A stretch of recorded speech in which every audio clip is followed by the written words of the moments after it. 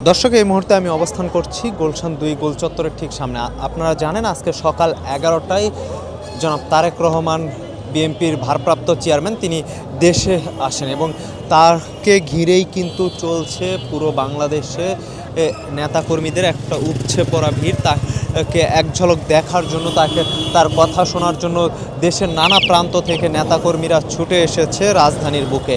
দর্শক, এই মুহূর্তে আপনাদেরকে দেখানোর চেষ্টা করছি গুলশান ২ থেকে যে রোডটি গিয়েছে গুলশান ১৯৬ নম্বর বাসায় তারেক রহমানের যে বাসভবন, সেই বাসভবনের দিকে যে রোডটি, সেই এই রোডটিতে আপনারা দেখছেন, এই রোডটিতে দুই পাশে কিন্তু সেনা মোতায়েন করা হয়েছে। সেনাবাহিনীর পাশাপাশি পুলিশ, বিজিবি এবং সেই সাথে এইখানে র্যাব, অন্যান্য যে সকল সিকিউরিটি ফোর্স আছে তারাও কিন্তু আসছেন। এবং এর পাশাপাশি আপনাদেরকে যদি একটু দেখানোর চেষ্টা করি, এইখানে কিন্তু প্রচুর পরিমাণে নেতাকর্মীর ভিড় দেখা যাচ্ছে। আজকে তারেক রহমান যখন বিমানবন্দরে তার বহনকারী বিমানটি অবতরণ করেন, সেইখান থেকেই কিন্তু সেই বিমানবন্দরের সামনে থেকেই কিন্তু নেতাকর্মীদের রাস্তার দুই পাশে আমরা একটা ভিড় লক্ষ্য করতে পেরেছি। এবং তার পাশাপাশি যদি আপনাদেরকে বলে রাখি যে তারেক রহমানকে যে গণসংবর্ধনা দেওয়া হয়েছিল, সেই গণসংবর্ধনার জন্য ৩০০ ফিটে যে মুক্ত মঞ্চ করা হয়েছিল, যে মুক্ত মঞ্চে তারেক রহমানকে গণসংবর্ধনা দেওয়া হয়েছে, সেই গণসংবর্ধনাতে যাওয়ার পথে রাস্তার দুই পাশেই কিন্তু নেতাকর্মীদের একটা উপচে পড়া ভিড় ছিল, যেখানে দেশের নানা প্রান্ত থেকে নেতাকর্মীরা এসেছে।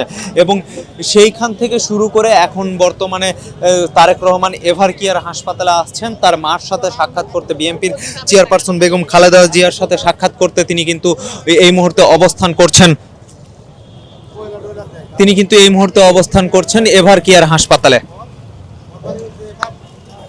এবং সেই এভারকেয়ার হাসপাতালেও কিন্তু আমরা দেখেছি তার গাড়ি বহরের পিছে পিছে নেতাকর্মীদের দৌড়ে বেড়ানো থেকে শুরু করে তার গাড়ি বহরের পিছে পিছে নেতাকর্মী এরা ছুটে চলেছেন ঢাকা শহরের এক প্রান্ত থেকে আরেক প্রান্তে।